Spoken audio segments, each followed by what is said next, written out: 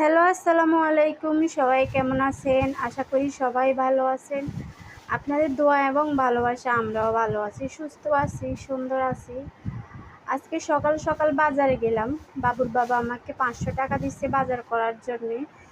যেহেতু বাজার করতেই হবে, সেহেতু মেয়েকে নিয়ে রেখে আমি একা একা সকালবেলা হাঁটার জন্য যাই আর বাজারগুলো করে নিয়ে আসি। আপনারা দেখেন 500 টাকার কি বাজার, কি বাজার নিয়ে আসলাম 500 টাকা। কি দুনিয়াতে বাস করি, কি দেশে বাস করি আল্লাহ। ভাবছিলাম যে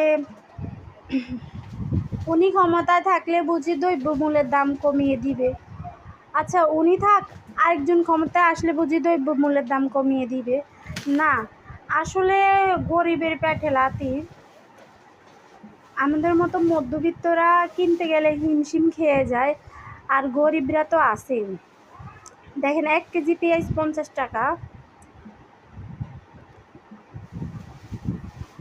এই যে 10 টাকার তেজপাতা কিনতে গিয়ে হয়েছে আরেক কাণ্ড। একটা লোকের থেকে 1 প্যাকেট 10 টাকার তেজপাতা নিলাম, আরেকটা লোকের কাছে গেলাম মশলার দোকানে, সে বলতেছে এগুলো ভালো না। দেখেন সত্যি আমি দেখলাম যে ওগুলা থেকে কোনো গ্রান করে না। ওনার থেকে যেগুলো নিলাম সবগুলোর থেকে গ্রান বলে। এই যে এলাচ নিলাম, 20 টাকার এলাচ নিলাম।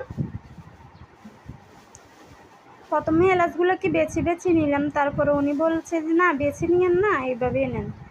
20 টাকার এলাচ নিলাম।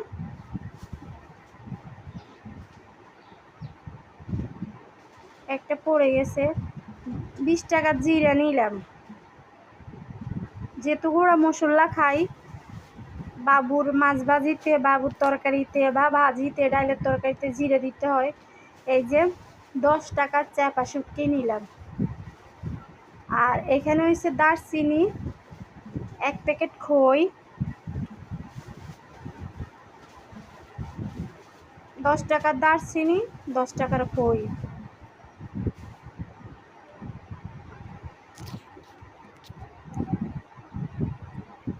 সব বাজার। এই যে শুটকি, দারচিনি, কচুরমুখী, তেজপাতা, খই, 1 প্যাকেট বাবুর জন্যে কিশমিশও নিলাম, যেহেতু সকালবেলা ওকে কিশমিশ ভিজানো পানি খাওয়াই। দেখেন 500 টাকার বাজার। 1 কেজি ছড়া 50 টাকা।